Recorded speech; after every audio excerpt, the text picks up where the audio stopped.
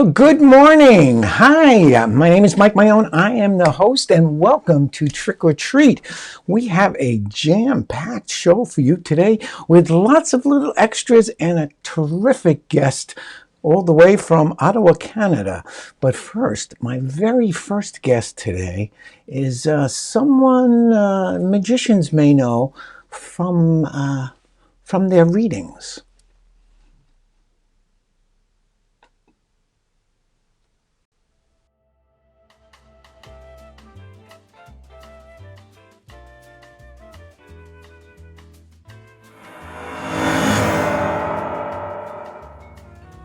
Wow! Hi, I'm Alexander, the man who knows, and I am going to attempt to read your mind.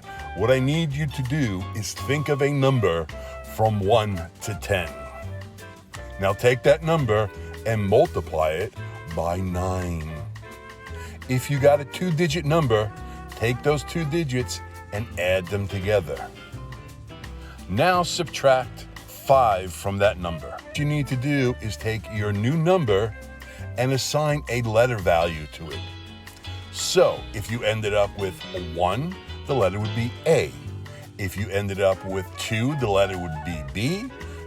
3 would be C, and so on and so forth. Now take the letter that you came up with and think of the first European country that comes to mind.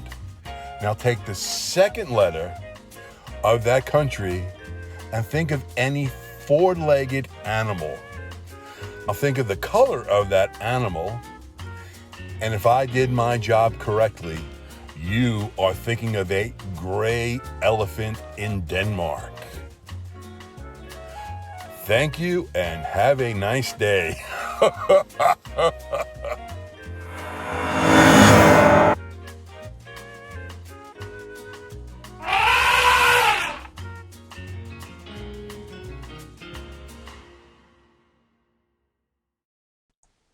That, of course, was the great mentalist Alexander. Quite a mentalist he was. And he was brought to life for you by none other than the magic ninja, Joe Silkie. So thank you, Joe. Hey, good morning, Robert. I see that you're here and you've joined us, and Eric and Joe as well. Welcome all. Thank you for tuning in. And we have a regular feature here at Trick or Treat, which we're going to do right now, and that is, of course, Fact or fake news, fact or fake news, fact or fake news. Yes, it's time for fact or fake news. And the fake news question, well, the statement, the fake or fact news, the fact or fake news statement for today is, in a standard deck of playing cards, the King of Hearts appears to be stabbing himself in the head with his sword, a pose that has earned him the nickname the Suicide King. Is that fact or fake news? We'll let you know at the end of the show, so stay tuned. If you think you know, you could put it in the comments. Hey, we're all locked down, and I've looked at everything I could possibly find enjoyable on Netflix at this point. So, I've started just cruising the internet for things that I find entertaining, and it's it's probably a little sickness in me, I admit it, but you laugh when somebody slips on a banana peel. Well, I laugh a bit when I see people attempt weird things that they shouldn't try, and they fail at it. They're called fails. And so I pulled a couple together that I thought I'd share with you, some of my favorites. The first one, here we go, is, this man was a gymnast in high school, so he thought he could do a little something on the high bar. But boom, yeah, that's not a great idea. Not a great idea. Let's see. Now, it's not all men who do these stupid things. Ladies do these stupid things too. That's a softball thing that she's supposed to, not a basketball. So she's hurting as a result. Let's see.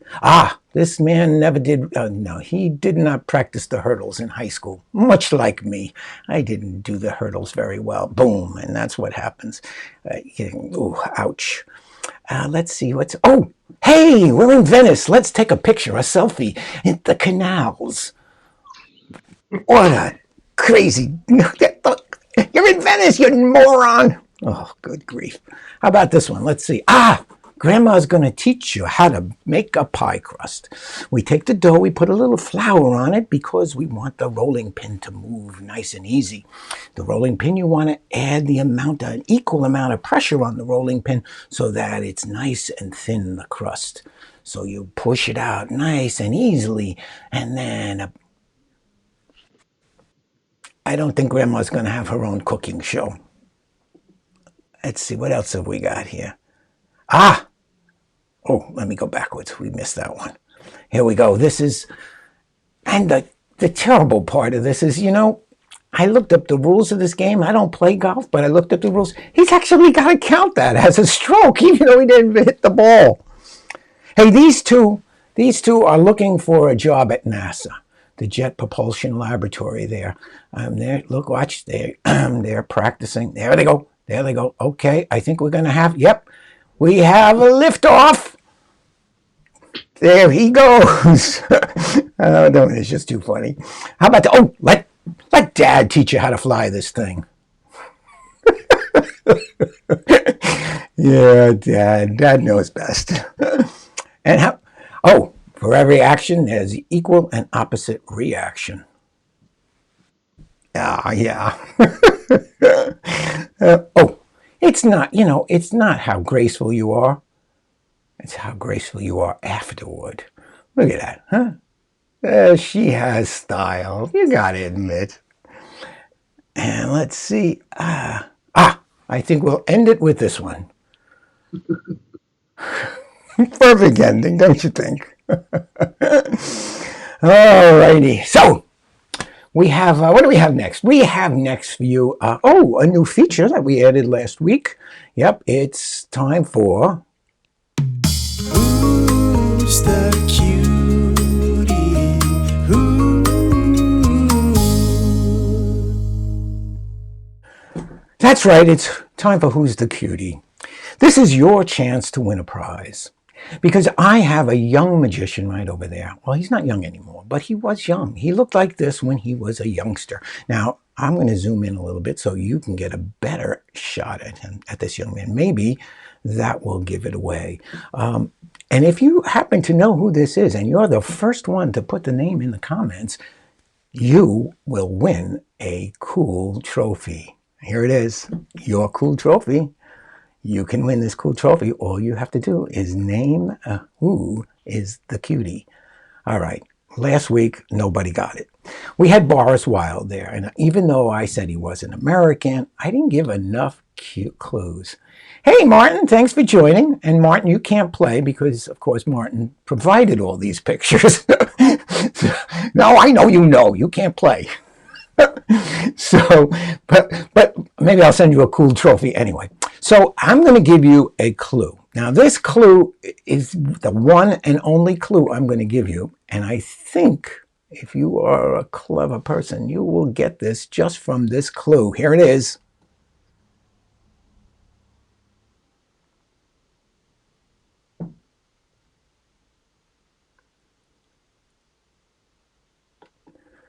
Okay, that was your one and only clue.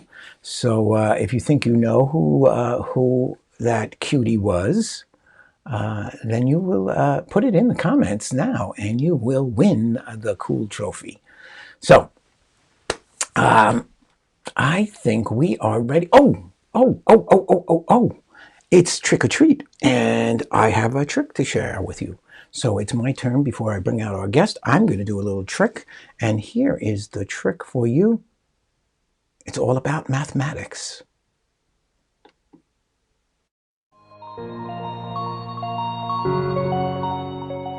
I want to show you an interesting little trick that uses two of my favorite cards.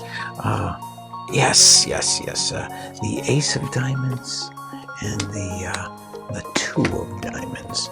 And we're going to take these two cards, the one diamond there, one and the two, and we'll put them together just like that. Then we'll put them in the middle of the pack like that and give a squeeze. A squeeze. And then we give a little riffle.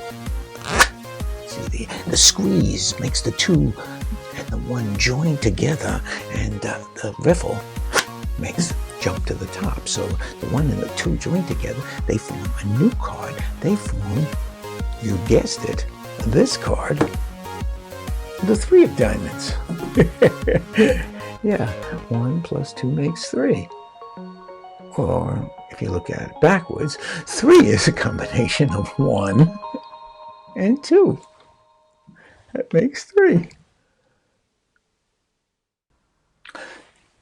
Simple math, right? Just simple math. 1 and 2 makes 3. All right, well, now it is my pleasure to introduce our guest today. And I'm so thrilled to introduce you to him. And I'm going to introduce you to him by way of a little video.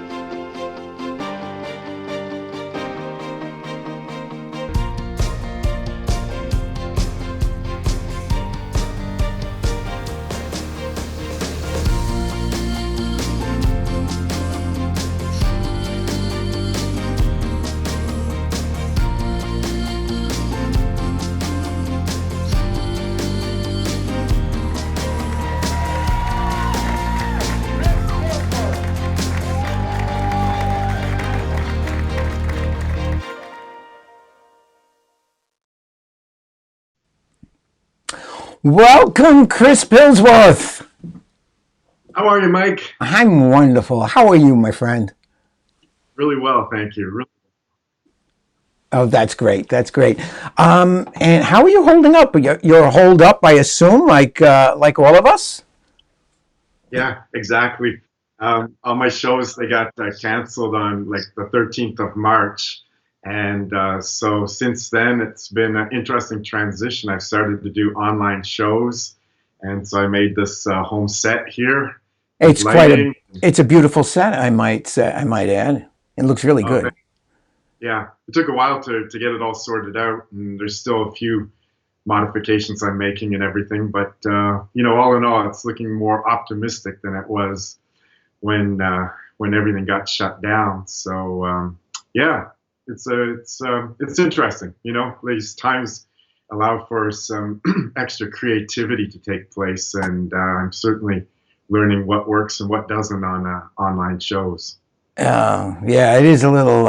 It's a big learning curve. I think I must admit. There's lots to learn. Hey, Eric says good morning. Eric Quo. Eric Q. I guess that's how I say it. Yeah. I met Eric in China when I was working on the Amazing Magicians as a consultant for the 12-part TV series. So that's how we met. Oh, interesting. Okay, that's great. I think we have some pictures from that period as well. So talking about pictures, let's take a look at some of the pictures now. I think you told me this is from a contact sheet. Any photographer, pardon me, from the days of 35 millimeter film will recognize that as a portion of a contact sheet. And these are the first professional pictures, I guess, or as more or less. It's like when you realize that your mom or dad's pictures aren't going to cut it for any promotional material that you have. So you go to the next step. You don't quite have enough money for a full pro studio shoot, so you kind of figure out how to make it happen. I like it. You used to ride a unicycle, or was that just a prop? I did. I made the mistake of buying the unicycle just after Christmas, and so I wasn't able to begin riding it outdoors until the springtime. But I was down in our basement, and they had two support poles. So initially, it was just to get from one pole to the next.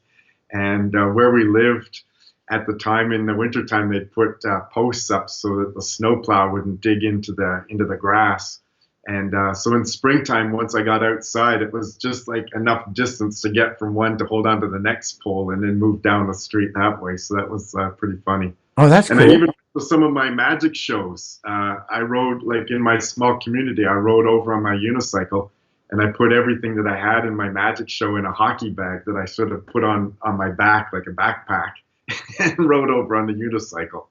Yeah, now, Chris, you live in Ottawa, and of course, I didn't do my homework, but where in Canada is Ottawa? Because we Americans, we know, well, we New Yorkers know that there's New York, the Mississippi River, and then California, and we know even less about Canada. So, where is Ottawa in Canada? So we're about 4-hour drive from Toronto. Okay. And we're east of Toronto, and we're about 2-hour drive west of Montreal. Okay, all right. And about like 45-minute drive to the border to New York State. So that's not that far, actually. No.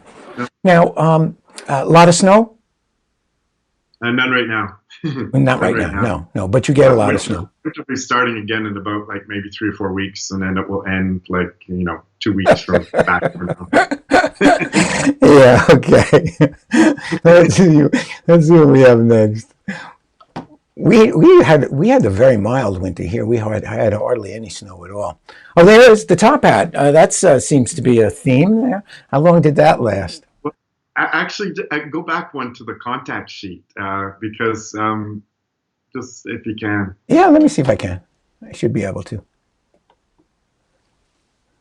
So if you look at the photograph, when I look at it, it's the one on the lower right-hand corner. You can see I've got a top hat and tails and everything. So I think the next one that you're showing actually was my first professional shoot. So I was sort of working with the same visual themes, but you can see now that for tails, you're supposed to wear a white bow tie. So now I got everything just the way it's supposed to be. And so that one turned out really well. That's a great picture, actually. That's a really good picture. Yeah. It looks a little bit like like a 40s or 50s movie actor there from one of those Hollywood films. Expect you to start doing a tap dance or something. Let's take a look at the next one. Okay, what's this about? It's obviously a linking ring, but those are bigger than the little 10 inches I have. Yeah, that's Dick Zimmerman published a routine called the linking hula hoops. And I saw that and I thought that would be a really good one. It's got lots of action and patterns, and it resets automatically. I mean, all the normal things. And so I used that. That was when I was on tour going through some theaters through Quebec, and that was part of the act that I presented then. And I used that with some really upbeat music, and so it was a good piece, good solid piece. It certainly is visual. Yeah. And it's a good routine too. Dick lectured at our magic club ages ago, and he came up with a lot of really, really good magic. And not too many people do that one, but from time to time I'll see a video on YouTube of someone who's put it into their repertoire. Oh, it's nice. It looks like it's a lot of fun. Mm-hmm. I guess this is a promo picture. I don't think you were performing there in front of the daisies. Yeah, those are actually sunflowers, and I had the concept for that photograph a long time ago. I mean, you can see my hair is a different color. My hair has always been gray, Mike, and so I dyed it brown earlier on just so it didn't look unusual. Were you one of those people who had gray hair early, really? Oh, no. No, okay, you're kidding. Really. All right, okay. But anyway. Some people do get prematurely gray. That was at a friend's place. His parents had a hobby farm, so those sunflowers that I'm floating over are like about a good 7 or 8 feet tall. And I really can't say how it's done, but it was all done in camera. That was no Photoshop in there. And we shot twice. The first time we went out was at noon, and it was a hazy day, and I was wearing black pants and a sort of a dark blue shirt. And we got the photographs back from the developer, and they didn't really look good. They weren't really what I was after. So I thought I'd wear a brighter costume, and we shot that about 6 or 7 in the morning, just as the sun was coming up. And we did about 6 rolls of film. And the idea that I had originally was with the watering can, and I'd forgotten about that. So my friend went back to the barn, filled up the watering can, and the final 6 photographs that my brother took were with the watering can. And that was the third last picture that was shot of the day. And if anyone is familiar with photo shoots or photography, I mean, you would for sure. When you're going through a contact sheet or you're looking at the images, you see some that are good, and then you see one that's just great because the composition is perfect, the colors are great, and the feel is just right. So that was the one. And the neat thing too is like little indicators that you can tell it's not Photoshop. Like the laces on my shoes, for example, are hanging down properly, so it's not like they just took the picture with me standing and then rotated it. It's like everything is correct because that's the way that's the way it actually happened.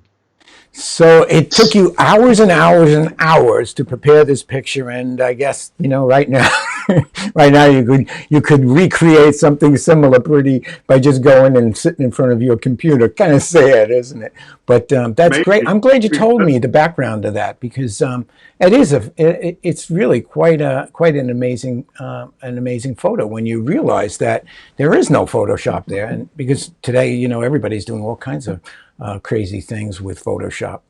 Yeah. Yeah. Yeah. It's one of my favorite pictures. Yeah. It's beautiful. Let's see what else we got. Now this, I guess you did a lot of outdoor work and fair work over your career. This one here is from the Ottawa Busker Festival that I was performing at last year. And you can see the hula hoops once again. So that was a good piece for those outdoor shows where you don't want things to be affected by wind, and you're going to have people on all around you, like 360. So when I'm doing those busker festivals, you need to make sure you eliminate all the props which are going to maybe have shadows cast where you're not supposed to be, or affected by wind, or it maybe get damaged by rain if it starts raining partway through the show. Oh, man. And all can be done 360 too. So you learn pretty quickly what you can and can't do under those circumstances. Mostly, I learned what I can't do in those circumstances. Yeah. Let's see. Let's look at another. Now, they all look like they're Asian people in the background there. So this is where you met Eric. Is Eric in the crowd? No, Eric's not there. So when I was in Nanjing in 2017, I was there for 17 weeks in total, and it was back and forth with the other consultants. So I was there for maybe 3 or 4 weeks at a time, and then they'd send us back for a bit while they worked on other details.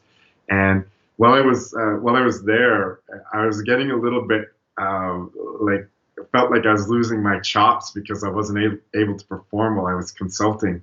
And so I brought a few things that could be done just like, impromptu out on the street. And so a few times I went downtown in Nanjing where they have some pedestrian walkways and just started these shows. And it was totally cool. So this one here, that's like about half of the audience. There was probably about 150 people, and that was downtown Nanjing. And so that was interesting. But then the final time I worked out there, I wasn't asking for money because I couldn't speak Mandarin, and I was getting well paid anyway for the consulting. But the security came over and shut me down and escorted me back to the subway. So once that happened, I figured I wasn't gonna push my luck anymore. It's certainly super cool, because there I was, a Westerner in Nanjing, which isn't really a big tourist city in China, and I wasn't speaking anything. I was all silent mime, And there I was doing a show, like the first few shows were like a half-hour show with all these people gathering and watching. And I thought, how amazing is it that we have an art form that we can travel with around the world and be able to entertain people without actually speaking with them. And I just thought that is so cool. So I had to take a selfie because it was like a really great memory. It was enabled me to sort of get back to performing and watching an audience and seeing how that all worked was just like phenomenal, really cool. Now, you were there as a consultant or a performer? As a consultant. As a consultant. What they did is for this particular, they had a 12-part series. So essentially the first 6 episodes were taking about 24 top Chinese magicians. They competed head-to-head against each other during the first 6 episodes, and they got narrowed down to a team of 5. And then the subsequent weeks had them compete against foreign teams of magicians. And what they wanted to do was they brought in consultants from, Canada. They had a Japanese consultant, some guys from the States, and also Rory Adams from Britain.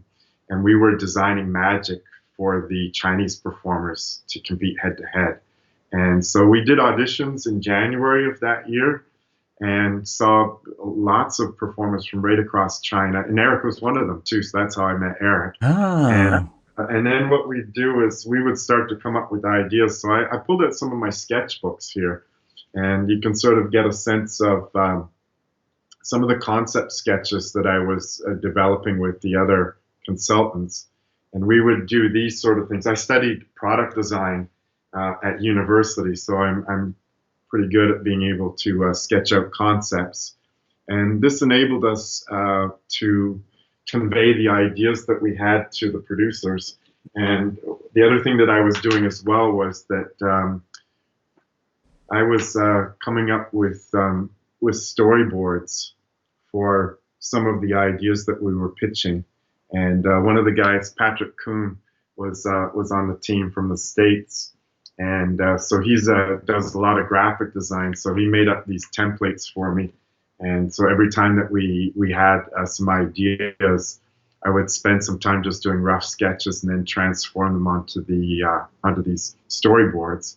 And then from there, what we would do is we'd take photographs and use them for our PowerPoint presentations. And so we would, maybe once or twice a week, we'd meet with the main producers and then pitch all the ideas and post the storyboards and put them with performers that we thought would match the style of the trick. And how long were you there altogether? Pardon me? How long were you there altogether? In total, it was there for 17 weeks. Oh, that's a long trip. Here that is the performers. There was a range of skills for the performers, and I'd studied a lot with Bob Fitch, and I highly recommend Bob for any performers who want to get a little bit more grounding in actors' perspective of how to assemble magic and how to present it.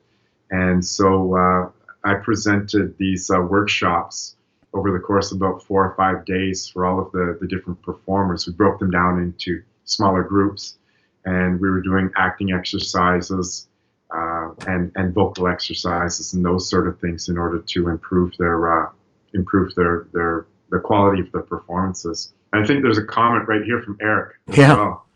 Yeah. And so Eric says, Chris taught me about staging and blocking, but he ended up coming to New York City to work there. So Eric is a buddy. He's in our local magic club, and we see him from time to time. And he comes and he has performed at our theater at the Parlor of Mystery, and he did a fabulous job there. And Bob Fitch is from New York. I think Bob still lives in New York. Bob Fitch. Yeah, Bob's got a place north of Montreal as well. So does he? His wife, Holly. Yeah. Yeah. Hi, Alan's joined us. Hi, Alan. I'm glad you Alan Kronzak has joined us. Thank you, Alan. Oh, great. Good to see you, Alan. Let's move along a little bit. Now, that's the kind of reaction you hope that you get from every performance you do. And I suspect you put this in there because you captured that moment that this kid is just wowed. But tell me, what's the story behind this? This girl, it was either her father or uncle. I'm pretty sure it was her father who took these pictures. And that was just like, if you're a photographer, there's like one sweet moment when it all comes together. And so he caught it bang on right there. And the other thing too that's neat about it is like she's got an orange crush and she's got the red hair. And then I'm wearing orange pants. You don't see that, but there's a little bit of orange detailing on my shirt. So the colors look great. But I've been, about 7 years ago, I started doing busking as a new challenge. And the busking has made the regular shows better because people can walk away at any moment. And so you really learn how to make every instant of your show count. But what it also means is that it's a bit frustrating and sometimes it bruises your ego when people walk away. But these shows would start usually just like showing a bit of close-up magic to a few people wandering by. And then as the people started to gather, then the scope of the magic could begin to become larger. So that was sort of at the very beginning of the show. And you're right, the reactions that really makes us happy when we see something like that. Talk about busking. I've been too timid to try busking, and I'm not sure if it's because I'm just concerned that I won't have the audience stick around and I'll be rejected. I don't want to be rejected. Or if I'm afraid I'm going to get arrested by the cops in our local town. Lots of towns don't let you do that just for the sake of performing or busking. I mean, where do you do it, or where did you do it? In Ottawa, there's two places. There's a pedestrian street, which that photograph came from, and they auditions, and then every year you can get a permit, which enables you to work on the street. They've got hours set aside, but it's not as busy, so they're not quite as strict about enforcing regulations. In fact, never. But they always get good performers there. And then there's another spot which is in a more tourist area, and for there you need to get an annual permit. And for that spot, you show up in the morning at about 9 or 10 o'clock. And there's a draw for the different time slots for the main space. And so I usually work on the pedestrian street because that way I don't need to get up early to work. I show up maybe about 11 and then go till about 3 o'clock. At about 3 o'clock in the afternoon, the tourists are tired. They've been wandering around all day, so I take a break. And it's hot, and on that street, the shade kind of slowly recedes.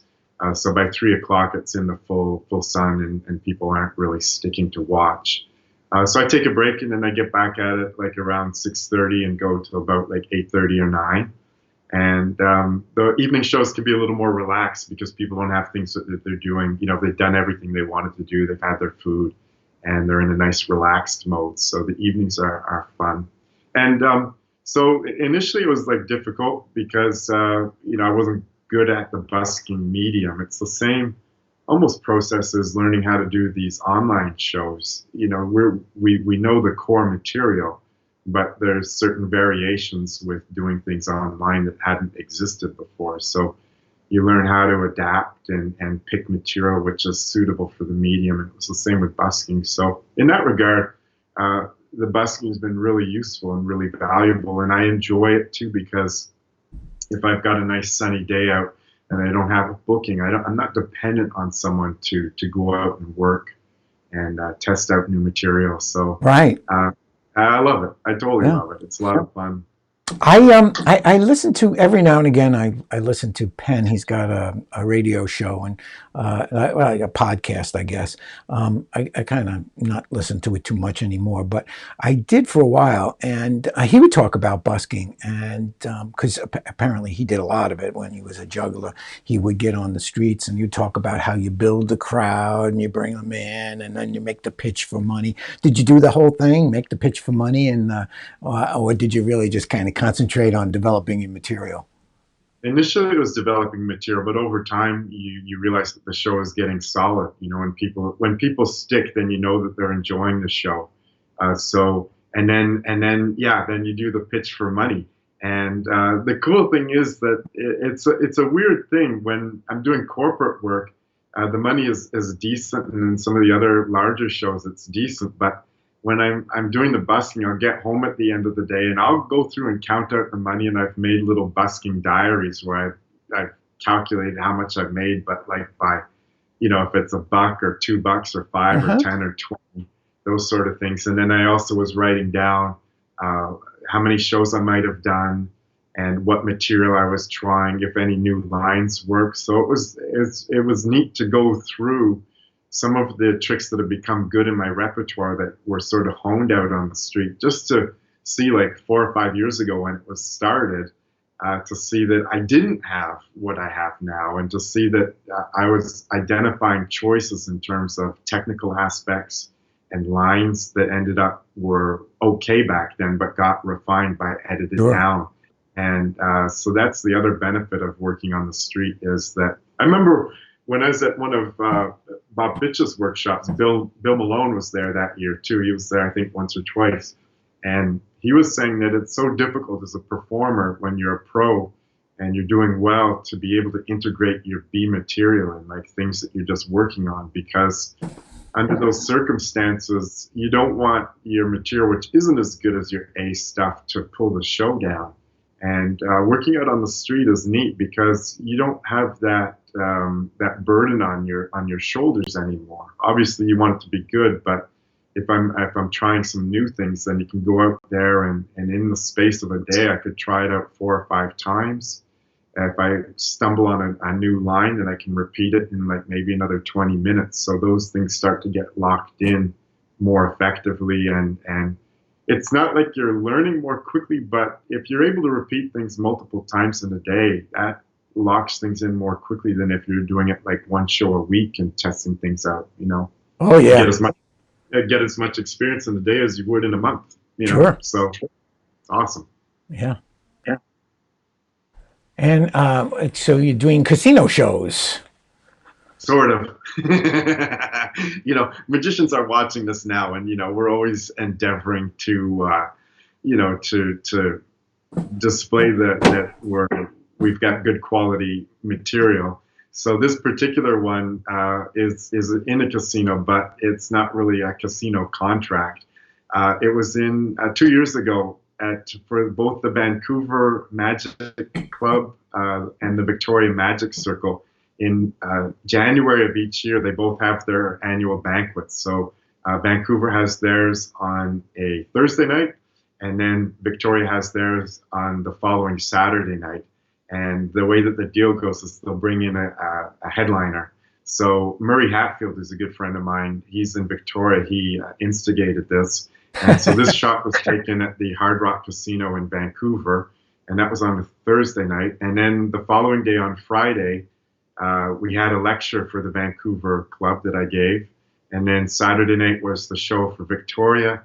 And then Sunday afternoon was the lecture for Victoria, and then I headed out on Monday back home again.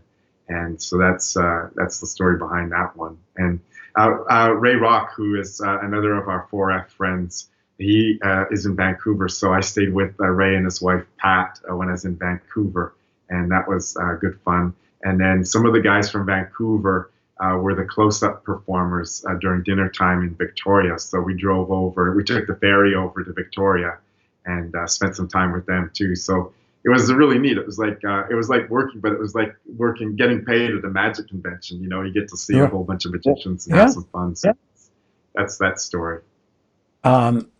Interesting. You mentioned 4F. We missed 4F this year because of the virus. And 4F was where I first met you, Chris.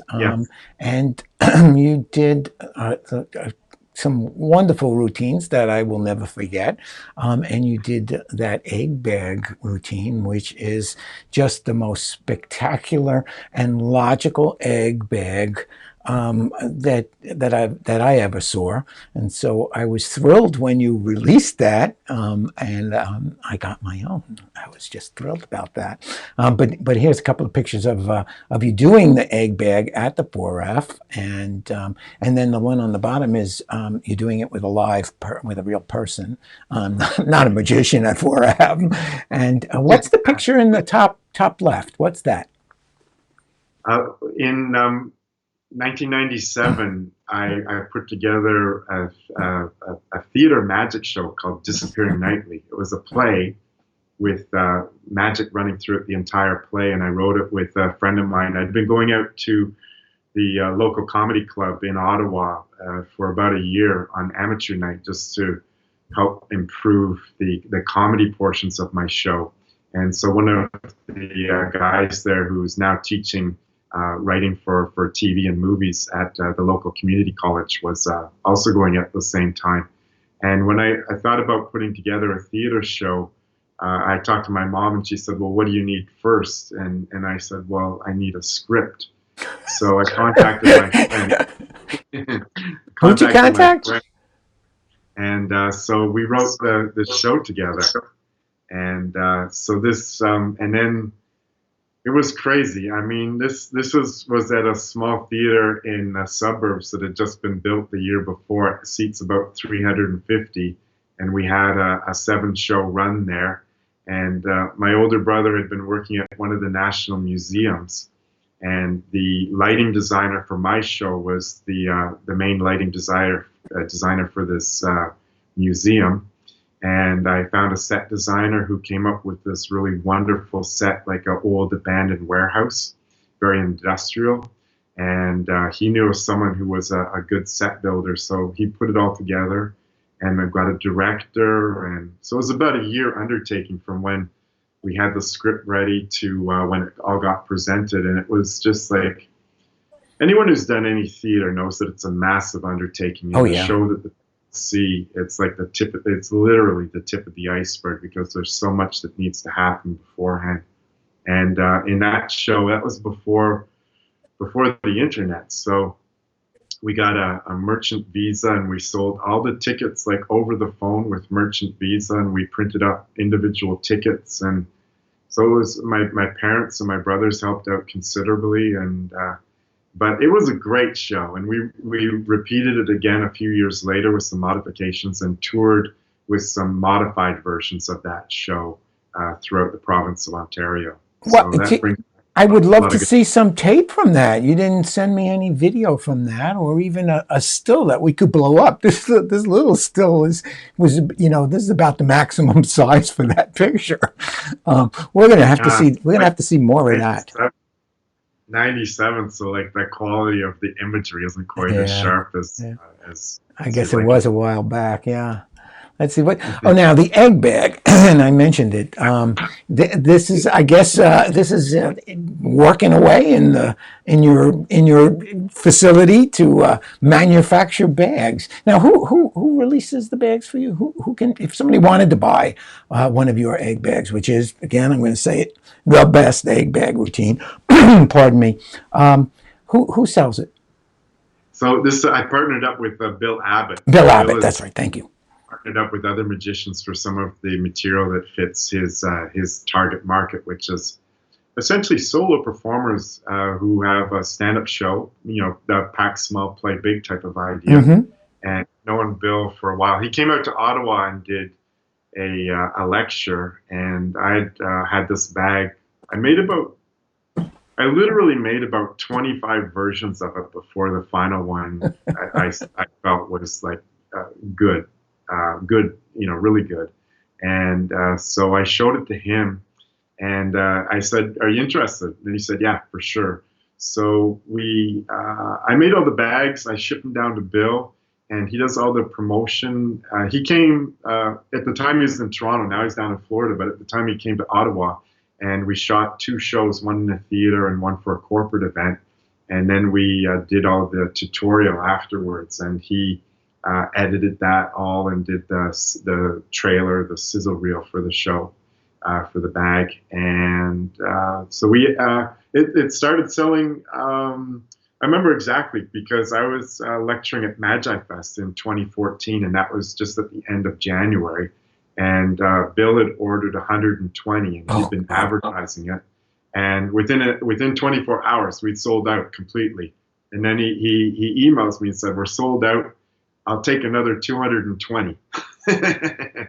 And so we did that. And then once the bulk of the sales through Bill had finished, then we approached Penguin Magic, and Murphy's Magic, I should say. And Murphy's took 400. And then since then, every year Bill orders about another maybe anywhere between 50 to 75 since then. And it's been really cool too, because even though the complete routine comes with the bag, and it's a good solid routine as well, really nicely structured with all the script and everything, other performers have sent me emails about what they've done with it and how they've modified it. And that is like, for me, is so cool that they just use the bag as a start point, and then they tailor the routine to their performance style and for the audiences that they're working for, whether it's kids or adults. So that's totally cool. And that's what you would want. I mean, you would want people to do it their way. I think I have a picture of you showing somebody that routine, how to handle it. Ah, yes. There we go. This is my good friend Rick Wilcox, whom I also met at Fector's. And Rick was on the cover of the Lincoln Ring, maybe last month or the month before. It's a really super article. Rick and his wife Susan are based in Wisconsin Dells, which is about 40 minutes from Madison. And Wisconsin Dells is like a small place, but it's a tourist location. So from like about spring break through to maybe mid-October, and then a few shows at Christmas time, Rick and his wife Susan have a 500-seat theater, and they do big illusions and everything. It's like a really, really wonderful show. And Rick and Susan are always updating the content of the show. Like, they'll make a helicopter appear, and they have a Lamborghini that appears, and some really big stuff. And then they also have some in-one type of performance too, when they're setting up the big illusions behind the front curtain. And so Rick flew myself and Gene Anderson in just to show us the theater. And when we were there the first time over a weekend, he was putting in Louis D'Amatos' Floating Ball. And we were having a great routine and a really good hookup for it, but there was a few issues. So Gene and myself worked on it over the weekend, and we got it running really smoothly as a permanent install into his theater. And subsequent to that, Rick brought me in every year, at least once or 1 or 2 weeks a year, usually at the end of the season, so like around November. And I consult for him, and we make new tricks. I write scripts for them, modify things. And so here is, I'm showing Rick how to do the egg bag. And we came up with some additions that will suit his performing circumstances really well. Aside from being a great magician, he's a hell of a nice guy, too. He's just a super nice guy. I haven't met his wife. I haven't been out to Wisconsin to see his show, but I sure hope I get there one of these days, because it does sound like a spectacular show. I mean, I can't believe what he puts in. You know, Fector's is more or less a little close-up. It's a gathering of close-up performers. So I was a little bit surprised when I heard, he's got a big illusion show that he does. So, and then you work with him. That's great. Some of my best friends are magicians, and it's really amazing how the community of magicians really is global. And we got friends all around the world that we've met at Fector's, and they've become really good friends. True. Is this his workshop?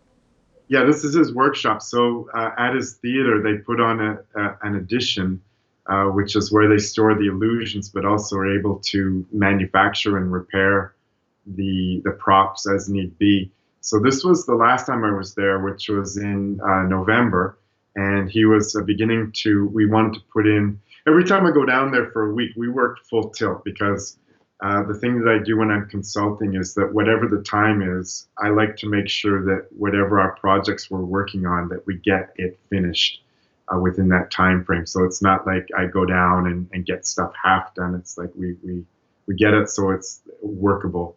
Sure. And there's usually a list that he has of things that we need to do. There's things that are would be good to get to, and then there's the final third is usually things that just crop up that I notice something in a show that I think, we could do this, for example. And so it's quite a variety of things that take place, and his workshop is really well outfitted. So there's a few things like one of the shows he wanted to have one of these folding metal chairs that would break apart. And so I made one the first time I was there, and then I would need to modify it. So I made a second one, and that one worked better. And then he wanted a backup one. So the first one that I made was like maybe about 3/4 of a day, and the second one was like about a half a day, and the final one I made was like about an hour and a half, because that was on the Thursday that I was leaving, and that was like one thing that could wait. And so my plane was leaving about 2 o'clock in the afternoon, so we went into the theater like maybe about 9 o'clock in the morning, and I said by noon I will have this finished, and that was my deadline. So, but I'd already built a few of them, so it was easy to go quickly. And then this one was some of the setup for Tom Stone's sponge ball explosion type of routine. Oh yeah, I saw Tom Stone. I'm trying to remember where I saw him do that. It might have been Magic Live last year. Yeah, it's quite a nice routine. It's beautiful. And this is wow, boy, oh boy, did I have to scratch my head when I saw you do this. And it is just a spectacular effect. And if anybody hasn't seen this, it's just fantastic. I mean, you put a balloon and a cactus in a box, and the cactus appears in the balloon. I mean, that's what it is. That's what we see, and it's just fantastic. And I guess is that like a signature piece for you at this point, Chris? For magicians, that would be my signature piece. I get magicians that will see me after many, many years that have seen me do that, and they go, "Oh, you're the cactus guy." Yeah, the cactus guy. It's yeah. For magicians, that's definitely what they remember. Other people too, but mostly magicians, because it's such a out of left field kind of trick with props that have never been used before. And yeah. It sort of sticks in your mind in terms of a very strong visual as well. It is. It is just a beautiful routine. It's just a beautiful piece of work. And these are just a collection of interesting pictures. Yep. When we'd done the shot floating over the sunflowers, I got my graphic designer to make up a nice frame, and so that when we print it off, it could be sent out as a promo shot. And so it had my word mark on it, and I labeled that one "Rise and Shine." That was my caption for it. And so then once that one happened, I thought it'd be cool to do other promo shots that would make use of things that were particular to my city. So the National Research Council is part of the federal government, and they do research on scientific things and technical things. And so the photograph in the middle, where I'm making the ball float, and there's the big huge sphere in the back, that's on the front property of one of their facilities. And we took that one in February. It was freezing cold. It was a Sunday morning. And so my brother shot that one as well, but we did maybe about 3 or 4 rolls of film. And so that was a Don Wayne floating ball that we hooked up. And the big silver ball in the back is actually a sphere. And that would probably be about, I'm sure that's 8 feet in diameter. And I thought that would make a really terrific visual, create some really interesting composition. So that was that one. The one with my reflection in this sort of mosaic of mirrors, that one was taken by Gene Anderson, and that was when we attended a convention which was in Louisville, Kentucky, and it was a combined SAM IBM, not the most recent one, the one before that. So I forget what year that was, maybe like 2007, maybe. Anyway, they have a science museum on the sort of the main street.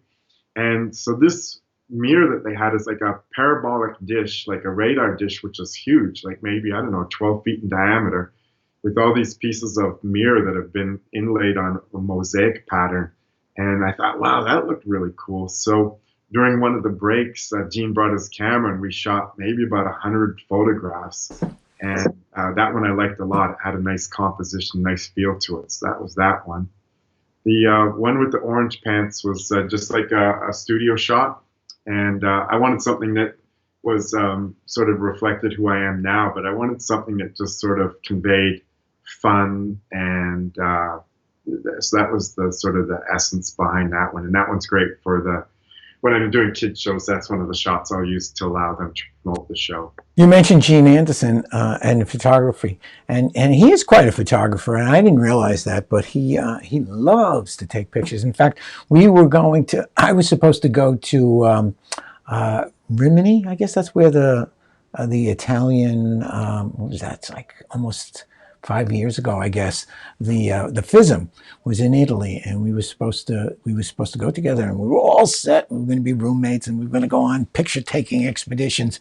And then my daughter decided to get married that week, so I had to cancel. But we had fun at the wedding. I mean, it was a nice wedding. Actually, it was a nice wedding. But we didn't get to go to FISM or take pictures with Gene. And I think I have one more picture here. Yes. And that's what's going on now, right? Exactly. Yeah, I wanted to get a shot that sort of indicated that I'm doing online shows now, and with these online shows, it's there's a couple of difficulties. First is just figuring out what kind of material works well, and figuring out your show and how to set up a set and those sort of things. But in addition to that, most of the people who are would normally hire a magician are somewhat unaware that you can have an online show. And so it's like we're trying to educate and book the shows at the same time, which is a little bit challenging. But more and more people are becoming aware that you can still do a show and they can sort of hang out in the comfort of their own home, and it works really well. So I thought that photograph would help to capture that feel that we can still do shows from wherever and be socially distanced. Yeah, and I think it does. But it does take a whole different mindset. I mean, even like your egg bag routine, it's just there are some components of tricks that just beg to have that, real live right there interaction. So it really does take turning around your thoughts quite a bit to work them out. And I know we're all kind of in the same boat here, trying to figure out what works best and then how to market it. Yeah. Well, here's an interesting tip that I just sort of learned by accident. It just depends on what platform you're using, but I've been doing Zoom shows, and the Zoom shows are good because you have a gallery view, so you can actually see the people as long as the audience isn't too big. But for the ones that I've been doing some free ones for relatives that I haven't seen for a while, and friends and my sporting teams. And so after the show's over, because there's not too many people, I just take my clipboard and I ask each person individually, like, what a couple of the highlights were of the show for them. Uh-huh. And then what I did is I began to put together an Excel spreadsheet with all the tricks that I've been doing in the show across the top, and then each of the shows down the left-hand side. And then I put the number of votes per show for each of the tricks in my show. And then at the bottom, I have a total, so a running total, and that will change as the shows happen. But it gives me a really good sense of which tricks are working well in the format of the online shows and which ones aren't hitting. So that means one of two things. You either improve the ones that aren't working as well to see if you can get them to resonate more, or you can replace it, try something new, Yeah. And that doesn't really happen in regular shows where you can have enough time to interview people after the fact. So, there's certain advantages to these online shows. It's just a matter of as time goes on, more and more performers will discover these things and use it to our advantage as well. It'll be interesting to see how things evolve. If we'll be doing these Zoom shows later on, once the pandemic is under control, or if it's just something that's just going to vanish as quickly as we had to develop them. Anyway, talk about tricks. This show is Trick or Treat, which means we should hope that you have a trick for us. Yeah, let me just gonna. Got another sip here. Down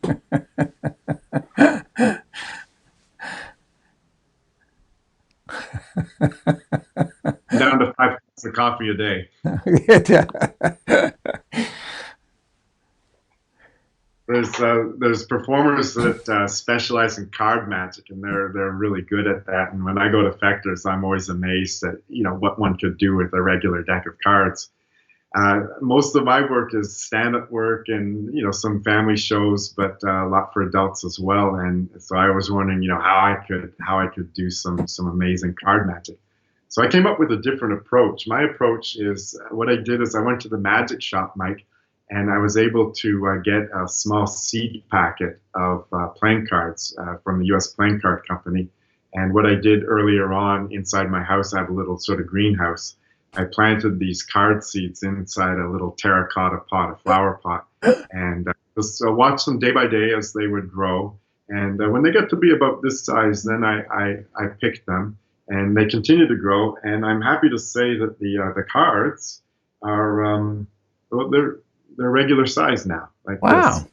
And so what I did is when they were smaller, I was training them. And so what that means as a magician is that they are actually doing all the heavy lifting. They're doing all the work.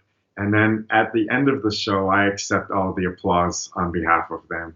And so I'm pretty excited. What I wanted to do is I wanted to show you what some of the magic that they've learned already. The aces are the cards that are pretty important in the deck, and they are the ones that actually I trained first. So let me show you what we can do with the aces. We're going to see if we can get the aces to cooperate, and I'm moving a card here so that we can see what suit that is. That's the 6 of diamonds, so that would indicate that the first card that we're going to endeavor to call forward is going to be, let me just see what we got here, if it worked. Oh yeah, that worked. Nicely done. Ace of diamonds. Ace of diamonds learned pretty quickly, but we're always saving the big cards for last, so let me just move this one out of the way. The next card that we'd be dealing with would also be a red card. In this particular case, we would be looking at the Ace of Hearts. Ace of Hearts. Did that work? Let me check. Yeah. Okay. Now I will set this one aside. We'll need a black indicator card, so let's see if we got one handy here. 8 of clubs. That works well. Sometimes if someone picked the ace of clubs, I always just want to make sure that they said ace and not 8, because otherwise you could run into a little bit of trouble. But in this case, it really wouldn't matter, because we now have the ace of clubs. And last but not least, the leader of the pack, arriving last, showing his presence and superiority. Watch this as we take this. Now you'll notice that we have the ace of spades. That was lovely. Thank you very much. They don't need to clap. They don't need to clap because I brought the sound effects.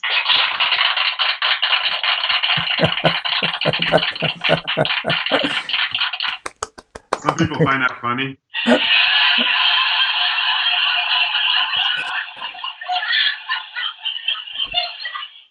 Yeah, I've been doing that too. We got a little button over here that does something similar. Chris, thank you very much. That was a wonderful time. Thank you so much for sending the pictures that we could talk about. Thank you so much for spending some time with us. And when you send that cactus trick to Bill Abbott for sale, let me know. I probably won't, Mike, but Rick Wilcox has got one. My friend Tang Daly in China's got exclusivity in Asia. And Mac King also has one that he's had in his show, well, before the pandemic, but he's had it in his show for about 2 or 3 months now. So they're in good hands. Okay. All right. They are good hands. Wow. That's very good. Well, again, Chris, thank you so much for joining me this morning, and it's afternoon already. So have a good rest of the day, and thanks again. Stick around. I want to chat with you after the show.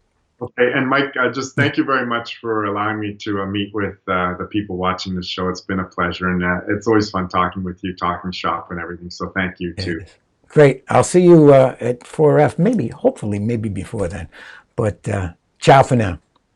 Ciao for now. Well, if you want to get in touch with Chris, I know he said he welcomes you.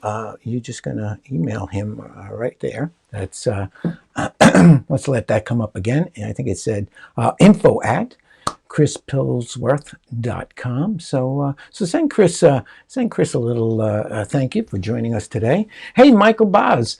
Thank you for joining us today. And I see that you've been watching the show. Thanks very much for joining us. I hope you enjoyed it. And but before we go, we have a little bit of business that we have to finish up. We have, of course, the fact or fake news, which we have to dispense with. The question or the statement was, in a standard deck of playing cards, the King of Hearts appears to be stabbing himself in the head with his sword, a pose that has earned him the nickname the Suicide King. And I think I saw that Joe put that was a fact. And let's see. Hello there, this is Arnold Schwarzenegger, and that's a fact. It's a fact here in California, it's a fact in New York, and places like this, it's a fact. See that? Even Arnold knows that was a fact. By the way, that was that impression of Arnold was done by John Santo, a fantastic impressionist, lives right here on Long Island, and that was great. Thank you, Arnold, and thank you, John. And now, of course, we have to answer the question. I think we have a winner today, too. So the question was, who's the cutie?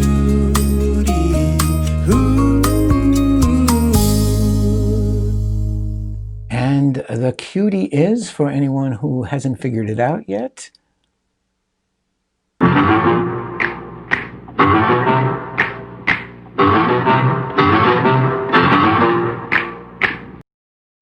yes, that is Christopher Hart, and he was the hand. He was the thing moving around in the Addams Family movie, and he's a fantastic magician. I think we have a trophy for someone. Let me run back I think let's see who gets the trophy today. Ah, there it is. Eric, we have a trophy for you. It's a cool trophy. There it is. Okay, and you will be getting that in the email. I'm sure you're going to be thrilled. Anyway, that is the end of our trick or treat today. Thank you so much for joining us. We'll come back next Monday. We have Joe Turner, former president of the IBM. So thank you, Joe Silkie. We'll hopefully he'll bring back Alexander for us next week, and John Santo and Martin Cox. Thank you all. Martin, of course, provided the photographs of our cutie. So that's it. We hope to see you. We hope to see you next week. Bye-bye for now.